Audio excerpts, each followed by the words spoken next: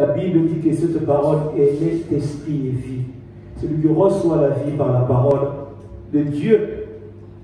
Parce qu'il y a une parole qui peut être dite de part et d'autre, mais la parole de Dieu, c'est la parole de vie. C'est cette parole dont nous avons besoin pour vivre la vie de Dieu sur la terre. La terre des hommes est au commencement créée dans le livre de Genèse.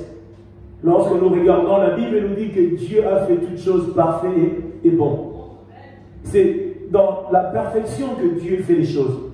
Dieu fait les choses de manière à ce que l'homme qui a créé se sente bien dans cet environnement. Un environnement qui soit favorable à son équilibre, à son bien-être.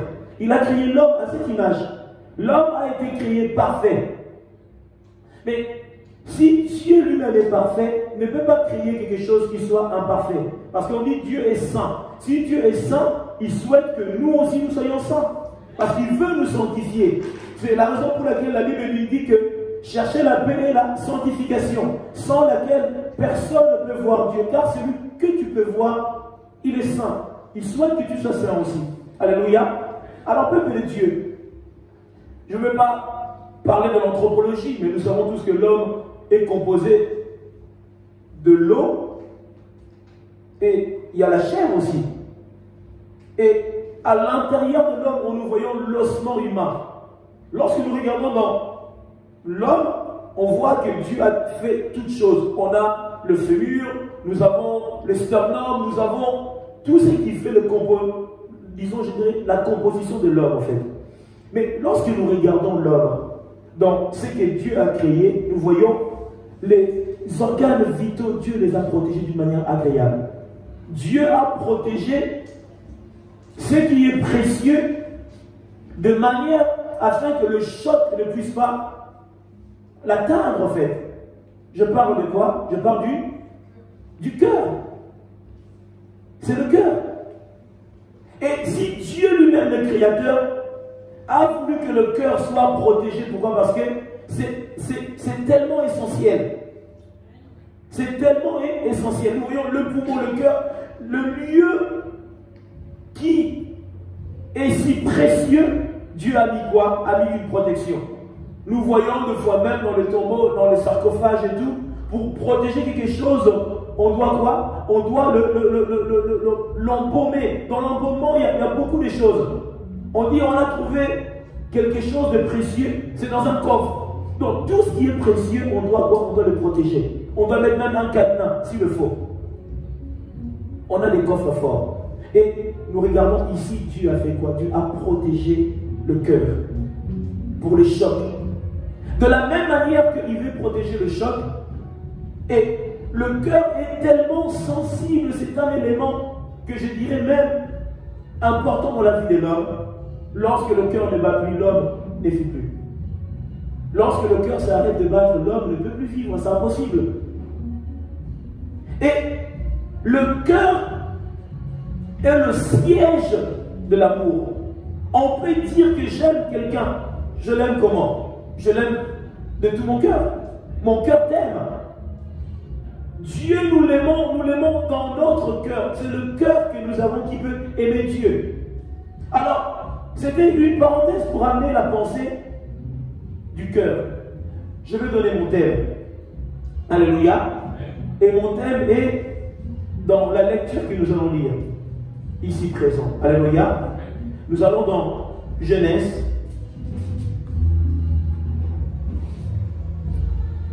Nous avons dit que Dieu a fait toutes choses parfaites et bon.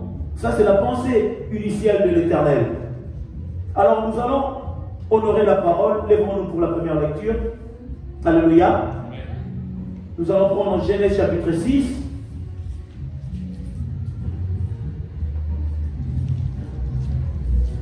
Nous y sommes.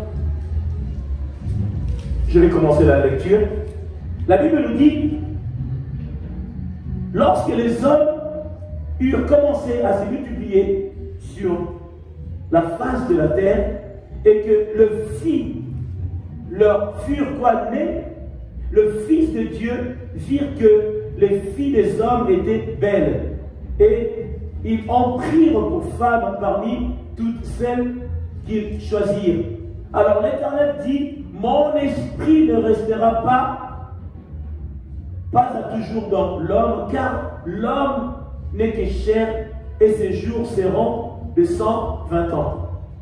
Les géants étaient sur la terre en ces temps-là. Il fut de même après que le Fils de Dieu fût venu vers le Fils des hommes et que leur eurent donné des enfants. Ce sont ces héros qui furent fameux dans l'Antiquité. L'Éternel vit que la méchanceté de l'homme était grande sur la terre et que toutes les pensées de leur cœur se portaient chaque jour uniquement vers le mal. L'Éternel s'est repenti d'avoir fait l'homme sur la terre et il fut affligé en son cœur. Et l'Éternel dit, j'exterminerai de la face de la terre l'homme que j'ai créé, depuis l'homme jusqu'au bétail, aux reptiles, aux oiseaux du ciel, car je me répands de les avoir faits. Parole du Seigneur. Alléluia. Amen. On acclame le Seigneur. Amen. Je dirais mon thème, l'Éternel s'est repenti d'avoir créé. Alléluia. L'Éternel s'est repenti d'avoir créé. Nous y sommes. Écoutez, peuple de Dieu. Au commencement, j'ai bien dit ici que Dieu créa dans la perfection, parfait. Dieu n'a pas créé d'une manière quelconque. Dieu a créé toutes choses parfaites et bonnes. Regarde l'homme. L'homme, il a 2 yeux, il a le nez, il a la bouche, il a tout ce qu'il faut. Mais cependant, depuis la Genèse, nous avons vu qui? Nous avons vu la personne de Adam et Ève. Ils ont été créés dans la perfection aussi. Mais à cause de la désobéissance, ils ont été quoi? Ils ont été corrompus.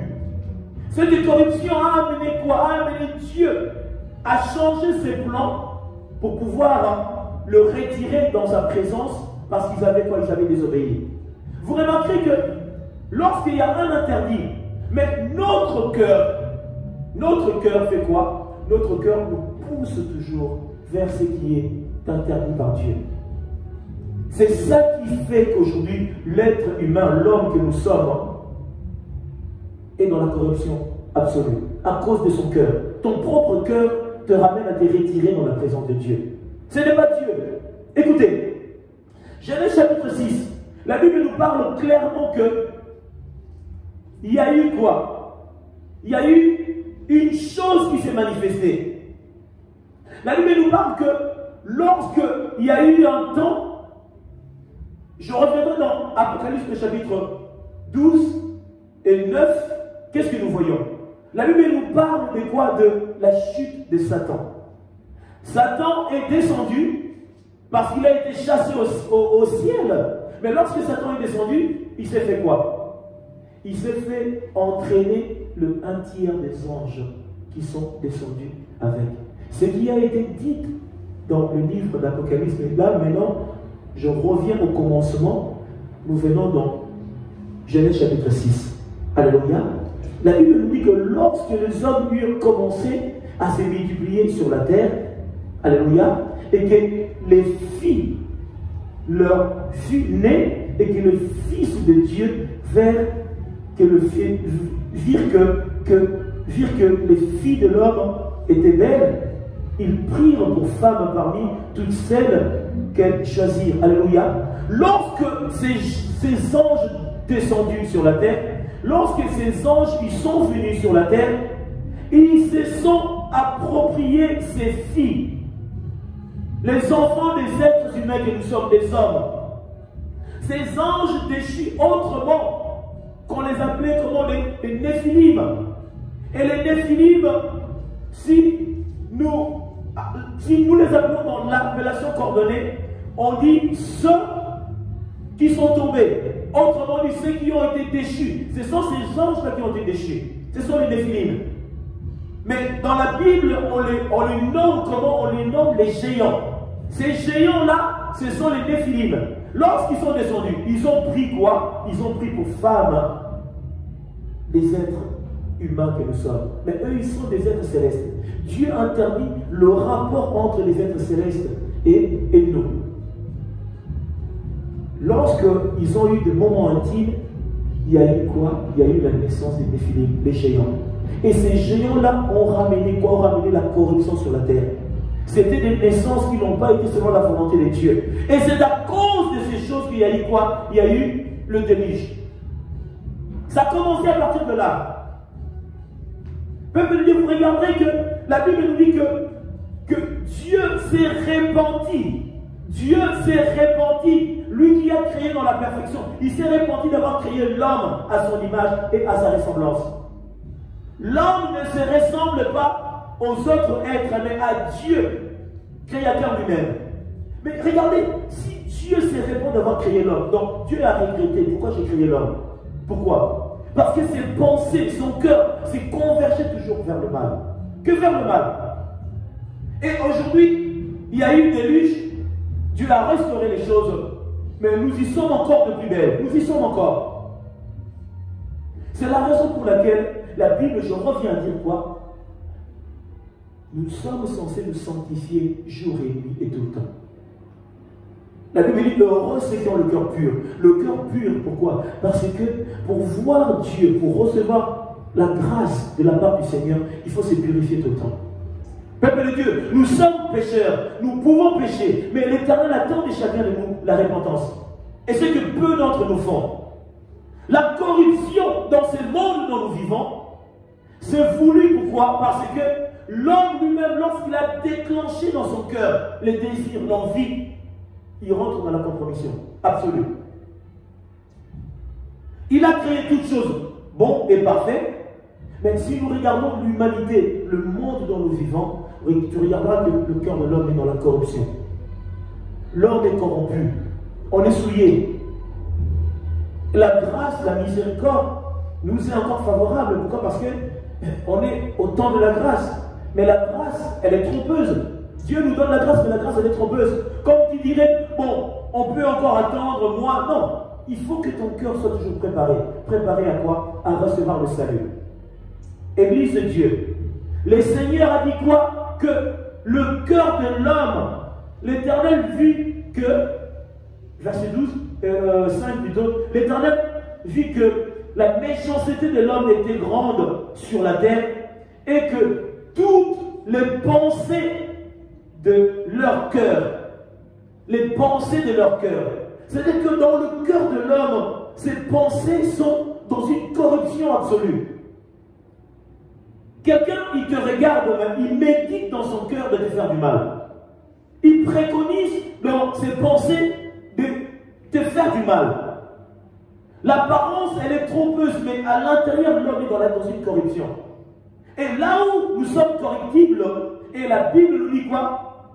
Les corruptibles ne recevront pas l'incorruptible. C'est-à-dire qu'ils n'auront pas le corps de gloire qui nous sera donné le jour de l'enlèvement.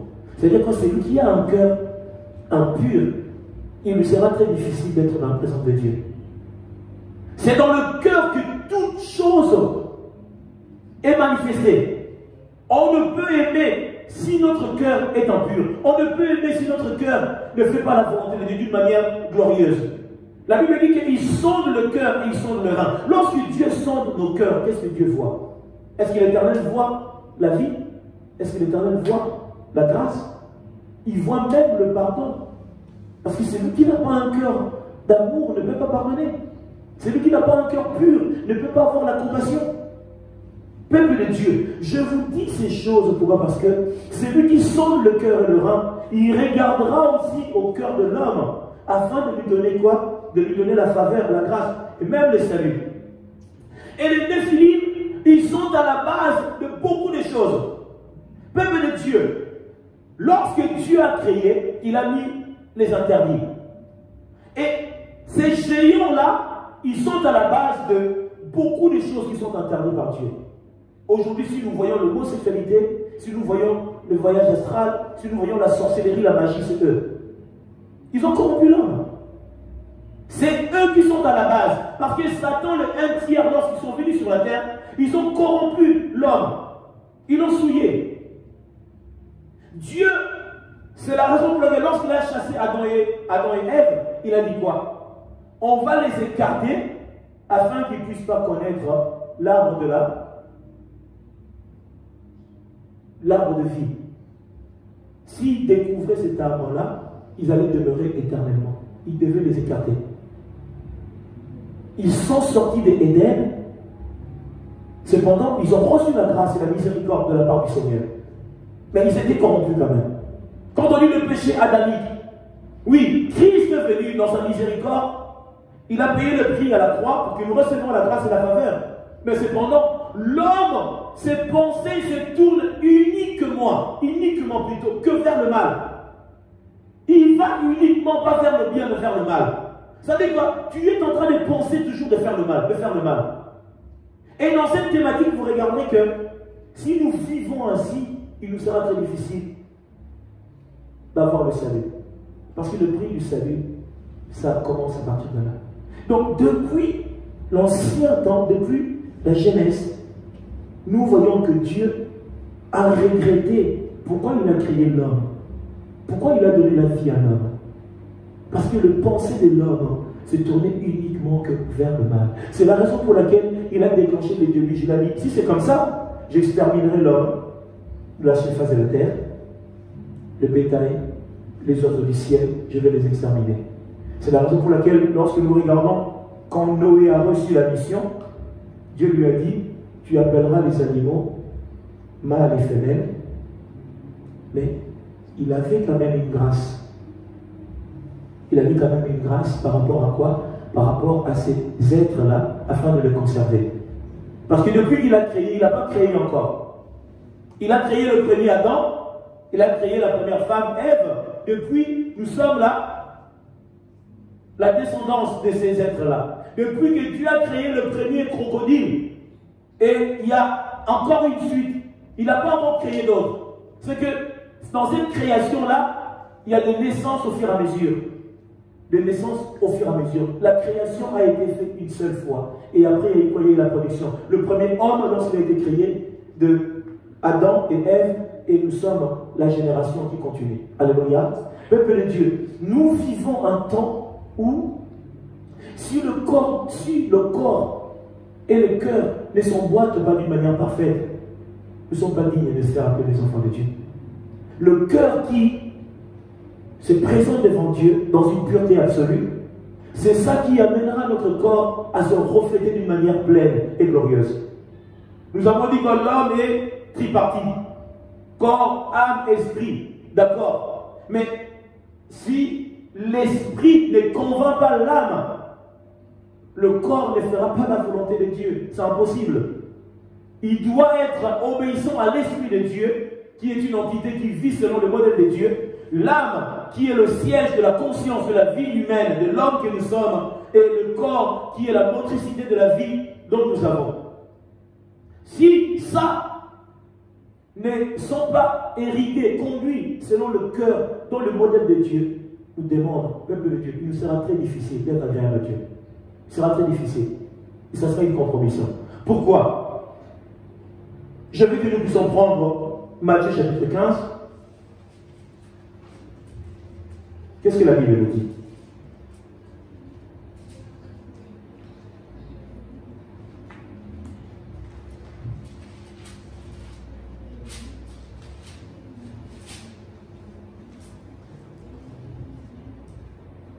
Alléluia. Nous y sommes. Matthieu chapitre 15, je vais lire la parole. Alors les pharisiens et les scribes vinrent de Jérusalem auprès de Jésus et dirent, pourquoi tes disciples transgressent-ils la tradition des anciens, car ils ne se lavent pas les mains quand ils prennent leur repas? Il leur répondit, et vous, pourquoi transgressez-vous les commandements de Dieu au profit de votre tradition? Car Dieu a dit, honore ton père et ta mère, et celui qui maudira son père ou sa mère sera puni de mort. Mais vous, vous dites, celui qui dira à son père ou à sa mère, ce dont j'aurais pu t'assister est une offrande à Dieu, n'est pas tenu d'honorer son père ou sa mère. Vous annulez ainsi la parole de Dieu au profit de votre tradition. Hypocrite, Ésaïe a bien prophétisé sur vous quand il dit « Ce peuple m'honore de lèvres, mais son cœur est éloigné de moi. C'est en vain qu'il m'honore, alléluia, en enseignant des préceptes qui sont des commandements d'hommes. » Alléluia. Écoutez, peuple de Dieu. Ici, nous voyons les scribes et les pharisiens. Ils ont fait une remarque aux disciples du Christ, du Seigneur. Pourquoi tes apôtres, ils prennent leur repas sans se laver les mains? C'est une bonne remarque. On ne peut pas se nourrir sans pour autant se laver les mains. Mais la problématique, c'est quoi? C'est que le peuple de Dieu, nous avons vu dans ces temps ou dans ce monde, dans chaque doctrine, dans chaque culture, ou même dans des religions, on est censé chercher quelque chose de pur. Chez les musulmans, il faut que ce soit halal. Dans le judaïsme, il faut que ce soit kasher. Et nous encore, le chrétien, je ne sais pas trop. Mais peuple de Dieu, je vais vous dire une chose. Un repas qu'on a sanctifié, c'est bien. Qu'on a amené dans le modèle qu'il faut pour que ce soit pris. Même comme une action de grâce. Le Seigneur a dit, toutefois, si nous le prenons ça, sanctifions-la par la prière, c'est bien tout ça. C'est ainsi que nous, les chrétiens, nous devrions fonctionner. Nous sanctifions le repas, nous le purifions par la prière afin que nous puissions manger. Mais est-ce que un repas cachère, un repas halal, sanctifie vraiment? C'est ça la question. Est-ce que ça sanctifie? Peuple de Dieu, ne restons pas dans la thématique. Si tu manges quelque chose qui est purifié par la prière, et si toi-même ton cœur est dans la pureté absolue, que tu trouveras grâce auprès de Dieu. Le repas, c'est bien, mais ton cœur, comment est l'état de ton cœur? Tu es rempli d'animosité, tu es rempli de haine, tu es rempli de méchanceté, tu es rempli de jalousie, mais tu cours après un repas pur. Mais ton intérieur même n'est pas encore vraiment digne. Ton cœur est rempli de beaucoup de choses qui ne glorifient pas Dieu. C'est la raison pour laquelle chacun de nous, nous sommes censés faire quoi? Nous sommes censés nous sanctifier, nous purifier. Au lieu de recourir à un repas qui est sanctifié ou amené d'une telle manière. Le Seigneur leur a fait cette réprimande, leur a fait comprendre une chose. Il a dit que, alléluia, est-ce que nous y sommes, peuple de Dieu? Alors, je vais que nous puissions lire la parole. Il a dit que vous êtes comment? Vous êtes des hypocrites. Ésaïe a bien prophétisé sur vous. Ce peuple m'honore, mais il m'honore comment? De lèvres seulement. Pourquoi? Car leur cœur est éloigné de moi. Peuple de Dieu, on peut y commencer à adorer. Seigneur, je t'adore. Seigneur, je te loue. Seigneur, je te magnifie. Mais ce n'est pas les pensées de ton cœur. Pendant ton adoration, mais tu es hors l'église même, dans la maison de Dieu. Tu es dans des activités. C'est-à-dire que tes pensées sont dans des activités. Tu es en train de œuvrer sur bien d'autres sentiers au lieu de donner à Dieu un parfum de bonne odeur. C'est ça qui devient problématique. Il a dit, ce peuple m'honore, c'est enfin qui m'honore car leur cœur est éloigné de moi. Dieu sonde aussi le cœur qu'il adore en esprit et en vérité. C'est ça la problématique. Le temps est venu où les vrais adorateurs doivent adorer Dieu en esprit et en vérité. Pourquoi? Ton esprit est convergé vers Dieu, ton âme, tout ton être. Mais si ton cœur n'y est pas dans l'adoration, tu es en train de faire des bruits inutiles. Tu es un cymbale retentissant. C'est bien ça, mais tu adores d'une manière quelconque. Il a dit, ce peuple m'honore, il m'honore en vain. Car leur cœur est éloigné de moi. C'est en vain qu'ils m'honorent en enseignant des préceptes qui sont des commandements d'hommes. Ouais, moi je veux que ça soit ça. Moi je veux que ça soit. C'est des commandements qui sont la tradition ancestrale. Mais Dieu, il veut sonder le cœur de l'adorateur afin de le ramener à être agréable selon lui, selon le modèle qui lui convient. Alléluia. Est-ce que nous sommes peuple de Dieu? Alors la Bible dit 10 ayant appelé à lui la foule, il lui dit, écoutez et comprenez, ce n'est pas ce qui entre dans la bouche qui suit l'homme, alléluia, mais ce qui sort de la bouche, c'est ce qui suit l'homme. Ce n'est pas ce qui rentre, mais ce qui suit l'homme. C'est ce qui sort de nous, là où il y a le pensée de nos cœurs. L'homme n'est pas souillé par ce qui fait rentrer dans sa bouche, mais l'homme est souillé par ce qui sort de son être. Comment est l'état de ton âme? Comment est l'état de ton cœur?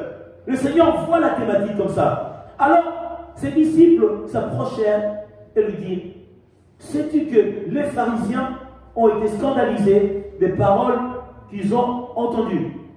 Il répondit, alléluia, toute plante qu'elle n'a pas plantée, mon Père céleste sera déracinée. Laissez-les, ce sont des aveugles qui conduisent des aveugles. Si un aveugle conduit un aveugle, ils tomberont tous deux dans une fosse. Pierre, prenant la parole, lui dit, explique-nous cette parabole. Jésus dit, vous aussi, êtes-vous encore sans intelligence? Ne comprenez-vous pas que tout ce qui entre dans la bouche va dans le ventre, puis est jeté dans le lieu secret? Mais ce qui sort de la bouche vient du cœur. Alléluia. Vient du cœur. Ce cœur qui est corrompu, qui était corrompu, qui a entraîné le déluge. Ce cœur-là, maintenant encore, on est en train de parler. C'est ce cœur-là qui doit être pur pour être agréable à Dieu. Alléluia. Car la corruption engendre un chaos. Et c'est ce qui suit l'homme. Car c'est du cœur que viennent les mauvaises pensées. Le meurtre, l'adultère, les débauches, les vols, le faux témoignage, les calomnies.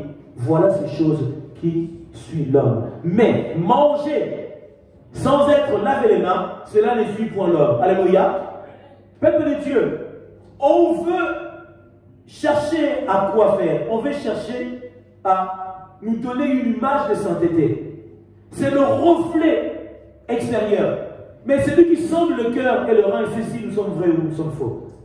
Dans l'apparence, c'est bien. On est bien habillé, on présente bien. Oui, mais Dieu regarde dans ton cœur que tu es un enterre. Et la souillure qui est de l'intérieur ne peut pas refléter l'identité de Dieu d'une manière glorieuse. Il est préférable, toi chrétien, toi enfant de Dieu, de demander à Dieu, Seigneur, je te demande une chose, sanctifie-moi. Il faut se sanctifier tous les jours. Il faut demander à Dieu pardon. La Bible dit, même dans la pensée, nous péchons. Demande à Dieu pardon sur les choses que tu crois bien faire, mais tu es à côté. Dis, Seigneur, je ne sais pas, mais dans mes pensées, je n'ai pas été agréable. Mon cœur a été tortueux. Mon cœur a été affligé. Même ton cœur, lorsque ton cœur est affligé, et tu gardes ces choses, tu te laisses dans un sentiment de tristesse. Et le Seigneur nous dit quoi? Nous sommes censés être toujours joyeux. Lorsque tu restes dans la tristesse, tu attristes Dieu. Et la Bible dit que nous ne devrions pas attrister le Saint-Esprit. Cela est préférable que nous puissions être toujours joyeux, agréablement joyeux.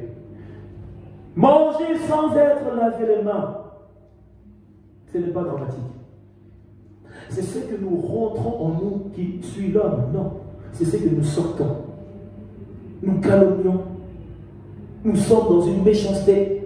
Nous sommes dans la jalousie. C'est ces choses-là qui empêchera l'homme d'hériter le ciel. C'est ces choses-là qui te fermeront la porte. Oh, je suis quelqu'un de bien. Mais ton temps est passé sur des choses qui ne glorifient pas Dieu. Église de Dieu, frères et sœurs en Christ, dans l'amour de Dieu, c'est lui qui sonde le cœur et le rein. Il nous demande à quoi? À sanctifier et à purifier nos cœurs. Car le cœur est le lieu de vie que Dieu vient nous visiter. Même la bénédiction se reposera dans un lieu qui est pur. Alors à combien de fortes raisons Dieu attend de chacun de nous de quoi? de se sanctifier jour et nuit. Car le déluge a été une cause qui a déstabilisé les choses à cause de manque de sanctification. Alléluia. Je vais prendre un proverbe. Je vais prendre Proverbe. Proverbe chapitre 4.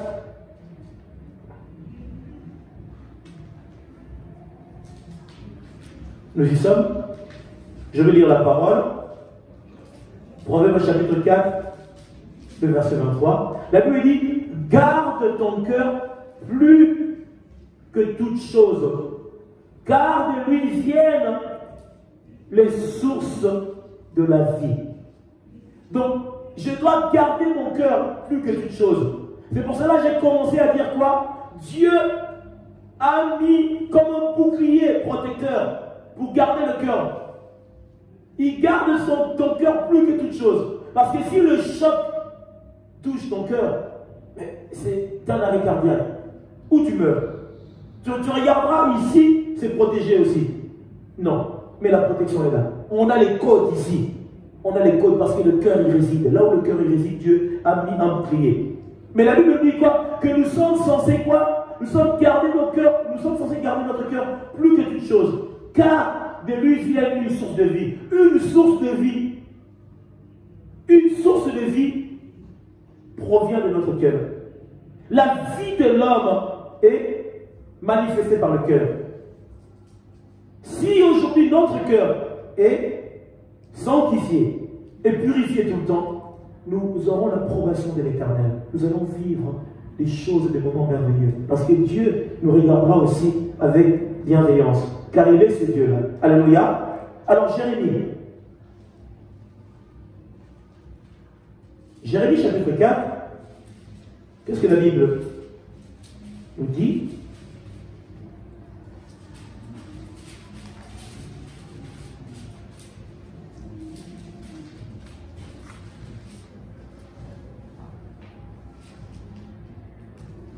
Jérémie chapitre 4.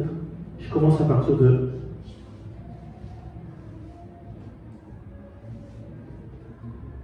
13. La Bible dit, voici les destructeurs s'avancent comme les nuées, ses chars sont comme un tourbillon, ses chevaux sont plus légers que les aigles. Malheur à nous car nous sommes détruits. La Bible dit quoi? Purifie ton cœur du mal, Jérusalem, afin que tu sois sauvé. Jusqu'à quand garderas-tu dans ton cœur tes pensées uniques? Alléluia. Ici, on est en train de rappeler à Jérusalem de quoi?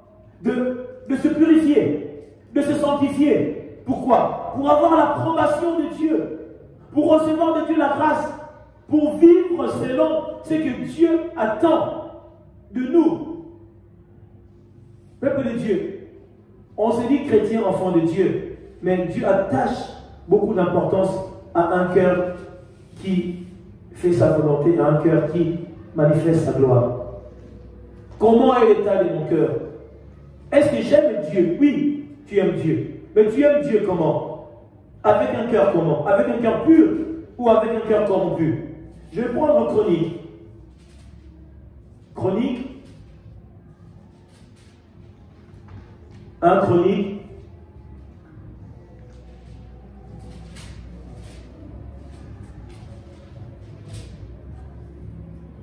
« 28. Alléluia. Écoutez le peuple de Dieu.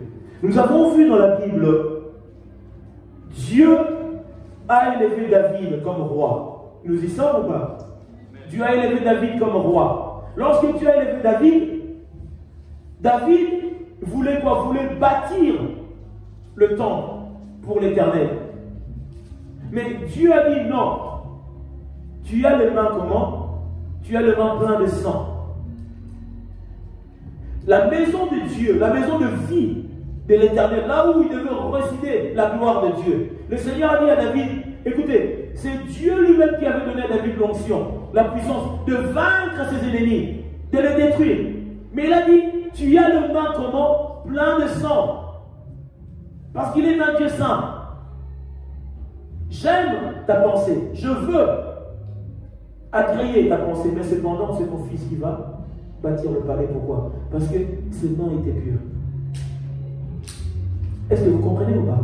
Et Dieu a choisi Salomon. Pourquoi? Pour faire la volonté de Dieu. Et ce qui me plaît, nous allons prendre la lecture.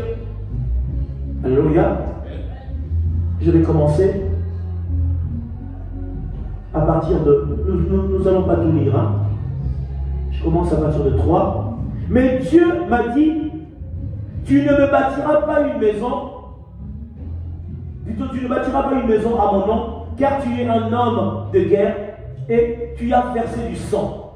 L'Éternel, le Dieu d'Israël, m'a choisi dans toute la maison de mon père pour que je sois roi d'Israël à toujours, car il a choisi Juda pour chef. Il a choisi la maison de mon père dans la maison de Juda, et parmi les fils de mon père, c'est moi qu'il a voulu pour faire régner sur tout Israël, entre tous les fils. Alléluia. Car l'Éternel m'a donné beaucoup de fils. Il a choisi mon fils Salomon pour le faire asseoir sur le trône du royaume de l'Éternel, sur Israël. Il m'a dit, Salomon, ton fils bâtira ma maison et mes parvis, car je l'ai choisi pour mon fils et je serai pour lui un père. J'affermirai pour toujours son royaume s'il reste attaché, comme aujourd'hui, à la pratique de mes commandements et de mes ordonnances, maintenant aux yeux de tout Israël, de l'ensemble de l'Éternel et en présence de notre Dieu qui vous entend. Alléluia. Il a dit, observez et prenez à cœur tous les commandements de l'Éternel. Observez comment à cœur. La Bible, nous sommes censés prendre cela comment à cœur. Mettre les choses qui sont boîtes d'une manière profonde, au plus profond de notre être. Pourquoi? Les commandements de Dieu sont source d'une vie éternelle. Car ceux qui ont vécu dans la loi de Dieu, ceux qui ont fait la volonté de Dieu, aujourd'hui, on les cite dans la Bible. Parce qu'ils ont été agréables à Dieu. Lorsque la Bible a été écrite, Dieu a choisi ceux qui ont fait sa volonté, ceux qui ont été agréables à lui. Il y a bien d'histoires qui n'ont pas été écrites. Si Dieu a permis qu'on puisse écrire sur Abraham, sur Moïse, sur David, Salomon de part et d'autre, parce qu'ils ont été agréables devant sa face. C'est très important. Alléluia. Parce qu'ils avaient gardé les commandements de l'Éternel, votre Dieu, afin que vous possédiez ce bon pays que je voulais laisser en héritage à vos fils après vous à perpétuité. Et toi, Salomon, ce qui me plaît, mon fils, connais le Dieu de ton père, serre-le d'un cœur dévoué. Quelqu'un est là ou pas? Serre-le d'un cœur dévoué. Il a dit, David a dit, toi mon fils, le Dieu que j'ai servi, dont j'ai été dévoué à la cause céleste, toi aussi serre-le de cette manière-là. Peuple de Dieu, tout passe par le cœur. Si nos cœurs ne se plaisent pas dans les choses de Dieu, on ne peut pas servir Dieu. Si vous êtes ici ce matin, pourquoi? Parce que vous aimez Dieu. Votre cœur ne vous oblige pas, mais par l'amour que vous avez pour le Seigneur, vous venez d'une manière avec aisance. On ne force pas, parce que celui qui habite en nous nous a donné un cœur disposé à le servir. C'est ça l'identité des enfants de Dieu véritables. Car Dieu n'oblige personne, mais il veut et il souhaite que nous soyons disposés à le servir et à l'aimer. Il a dit, dévoué et d'une âme bien disposée, car l'Éternel sonde tout le cœur et pénètre tous les desseins et toutes les pensées. Si tu les cherches, alléluia, il se laissera trouver par toi. La Bible dit quoi? Si vous me cherchez de tout votre cœur, de toute votre pensée, il a dit, je me laisserai trouver par vous. Jérémie chapitre 29, 11, ainsi de suite. Il a dit, je me laisserai trouver par vous. David l'a dit. Si nous le cherchons de tout notre cœur, il a dit, il se laissera trouver par ceux qui vont le chercher de tout leur cœur, de toute notre cœur. Un cœur qui aime, c'est un cœur qui cherche Dieu. Un cœur qui a le souci de l'œuvre de Dieu le cherchera pour que le Seigneur l'utilise pour une bonne cause. Alléluia. Mais si, écoutez, regarde ce qu'il dit à David. Mais si tu l'abandonnes, il te rejettera pour toujours. Si tu abandonnes le Dieu, il te rejettera pour toujours. Considère maintenant que l'Éternel t'a choisi afin que tu bâtisses une maison qui sert de sanctuaire. Fortifie-toi, agis. Fortifie-toi et agis. Peuple de Dieu, c'est lui qui a un cœur disposé pour Dieu. Tu dois te fortifier et tu dois aller pour agir. Dieu aime les vaillants. Tu as compris que oui, j'ai l'approbation de Dieu. Le Seigneur marche avec moi. Je me fortifie. Je prends courage et j'agis. David a donné à son fils ses instructions. Il a dit quoi? Dieu t'a choisi. Moi, je voulais le faire. Il a dit, j'ai le main plein de sang. Mais celui qui est pur à ses yeux en ce moment, c'est toi. Alors, tu bâtiras. Écoutez, David, c'est un grand roi. L'homme selon le cœur de Dieu. Mais lorsqu'il s'agissait des sacerdoces, David, d'ailleurs, il n'était pas sacrificateur dans le sacerdoce. Il était roi, il était prophète, mais il n'était pas sacrificateur. Est-ce que vous comprenez ou pas? Il n'était pas dans le sanctuaire comme sacrificateur. La raison pour laquelle il y avait des prophètes qui venaient pour faire l'œuvre sacerdotale. Lui, il ne le faisait pas. Et Dieu dit, tes mains, c'est Dieu qui lui a donné la puissance, l'autorité, la force de vaincre les ennemis de Dieu. Dieu utilisa David pour vaincre ses ennemis. Mais cependant, quand il s'agissait de quoi? De là où il devait résider la gloire de Dieu, le lieu en question, Dieu a dit non, non, c'est ton fils qui va le faire. Donc vous comprenez que quand il s'agit le côté sacré, Dieu veut la sanctification. Malheur à ceux qui servent Dieu dans la pureté.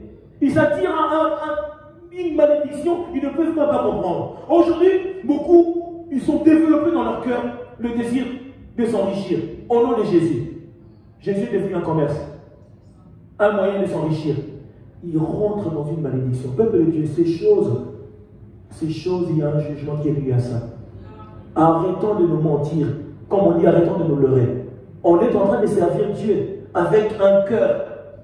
Je vais m'enrichir, je vais être grand, je vais être... Dieu sonde ton cœur, il connaît tes pensées, il sait ce que toi tu attends de l'œuvre, tu vas arriver à tes fins. C'est là que le jugement commence. C'est qui se dispose à Dieu d'une manière pure. David l'a dit à son fils, si tu te détournes, il te rejettera. Beaucoup sont rejetés. Tu sais que Dieu peut te rejeter, mais tu le sais. Dieu peut te rejeter. Tu fais des cultes avec 300 000 personnes, mais Dieu t'a rejeté. Même toi-même, tu ne sais pas que Dieu t'a rejeté. C'est très dangereux. Moïse a dit que ton esprit ne s'éloigne pas de nous. Marche avec nous. Il connaissait l'importance qu'il y avait de la présence de Dieu. Il a dit, si toi-même tu ne marches pas avec nous, Seigneur, ne nous fais pas déplacer de ce lieu. Car l'ange, mes caprices ne seront pas acceptés. Et beaucoup, Dieu n'a même pas laissé même l'ange avec eux. L'ange même est parti. Mais ils sont en train de servir Dieu dans la foule. C'est très dangereux. Il faut se soucier et de dire toujours à Dieu, Seigneur, que ton esprit ne s'éloigne pas de moi. Alléluia. Alors, peuple de Dieu, je suis dans 2 Chroniques maintenant. Nous sommes dans le premier livre des Chroniques. Nous prenons 2 Chroniques. Alléluia. 2 Chroniques. Premier. Je commence à partir de... Pour ne pas tout lire, je prends ce qui nous est favorable. 5. Là, c'est trouvé aussi devant le tabernacle de l'Éternel l'autel des reins qu'avait fait Bezalel. Nous savons qui c'est Bezalel. Amen. Fils d'Uri, fils de Hur, Salomon et l'ensemble cherchèrent l'Éternel, et ce fut là sur l'autel des reins qui étaient devant la tente d'assignation que Salomon offrit à l'Éternel 1000 holocaustes. Pendant la nuit, Dieu apparut à Salomon et lui dit, demande ce que tu veux que je te donne. Salomon répondit à Dieu, tu as traité mon père avec une grande bienveillance et tu m'as fait régner à sa place. Maintenant, Éternel Dieu, que ta promesse à David, mon père, s'accomplisse, puisque tu m'as fait régner sur un peuple nombreux comme la poussière de la terre. Accorde-moi donc la sagesse et de l'intelligence afin que je sache comment conduire à la tête de ce peuple. Car qui pourrait juger ton peuple, ce peuple si grand? Dieu dit à Salomon, puisque c'est là ce qui est dans ton cœur, alléluia, c'est là ce qui est dans ton cœur. Salomon n'a pas cherché la grandeur, Salomon n'a pas cherché l'élévation, Salomon n'a pas cherché les richesses encore de part et d'autre. Mais Dieu a vu Salomon et a laissé que là où c'est que Dieu aime, les intérêts de Dieu. Il a dit, le peuple que tu m'as donné, ils sont si grands et nombreux, comment je peux quoi? Comment je peux les amener? Comment je peux les conduire? Peuple de Dieu, vous remarquez que lorsque Dieu voit ses intérêts, lorsque tu demandes à Dieu des choses où il y a l'intérêt de Dieu, c'est que ton cœur est déjà convergé, focalisé vers Dieu lui-même. Tu demandes selon les désirs de Dieu aussi. Et cela a plu à l'Éternel. Dieu se réjouit de ce que Salomon lui a fait cette demande. Dieu dit à Salomon, puisque c'est là ce qui est dans ton cœur, puisque tu ne demandes ni de richesses, ni de biens, ni de la gloire, ni la mort de tes ennemis, ni même une longue vie, et que tu demandes pour toi de la sagesse et l'intelligence afin de juger mon peuple sur lequel je te fais régner plutôt, la sagesse et l'intelligence te seront accordées. Je te donnerai en outre comment? Des richesses, des biens, de la gloire, comme on n'en a jamais eu aucun roi avant toi, et comme on n'aura aucun après toi. Dieu a élevé Salomon comme personne. Dieu ne ment pas. À l'époque, c'est que Salomon était aujourd'hui, on a eu des richissimes de personnes. Salomon il s'est distingué. Je ne parle pas de richesse seulement des biens, de l'argent, mais qui a eu la sagesse, qui a la sagesse, l'intelligence que Salomon avait dans notre génération, dans notre temps? Il n'y a personne. Je parle, il y en a, ils pensent que ils sont des milliardaires. Non, tu as des millions, mais la sagesse de Salomon, l'intelligence, personne, il n'y a personne. Dieu a dit, il n'y en aura personne qui sera élevé comme toi. Et Dieu l'a fait. Mais ce qui est touchant, voyez le Salomon que Dieu a aimé les pensées de son cœur. Les désirs de Salomon ont plu à Dieu. Mais ce qui m'a attristé dans la vie de Salomon, la Bible dit que vers la fin de son règne, son cœur n'était plus totalement attaché à Dieu. Salomon bâtit les autels aux dieux de ses concubines, ses maîtresses, Astarté, Moloch, de part et d'autre. Et quand on bâtit le temple comme ça, c'est-à-dire que même ton adoration est corrompue. Même ton adoration est corrompue. C'est-à-dire que tu n'adores plus en esprit et en vérité. Mais cependant, c'est celui que Dieu a choisi pour bâtir le temple. C'est celui qui a plu à Dieu. Dieu l'a visité. Lorsque je reviens, Dieu a dit, si le peuple sur qui mon nom est invoqué, si celui qui prie, qui cherche ma face, qui se détruit de mal, l'Éternel a dit quoi? Je les guérirai. Il leur fera grâce. Parce que Salomon avait fait une prière sacerdotale qui a touché Dieu. C'était pendant la dédicace du temple qu'il devait bâtir. Mais vers la fin, son cœur n'était plus totalement en Dieu. Pourquoi? Il y a beaucoup de chrétiens, beaucoup d'enfants de Dieu qui commencent avec Dieu, mais après ils se détachent. Pourquoi? L'amour du monde, les désirs éphémères. On veut gagner le monde et il perd son âme. Le monde vient nous envelopper comme un lit douillet, comme une couette. Vous voyez une couette? Et après, dans cette chaleur-là, on s'écarte petit à petit de Dieu. On s'écarte. Il y en a qui commencent, ah, est-ce que Dieu, votre Dieu là? Non, c'est ton Dieu aussi, mais toi tu t'en es égaré. Peuple de Dieu. Depuis la Genèse, chapitre 6, Dieu dit quoi? Il s'est repenti d'avoir créé l'homme. Waouh!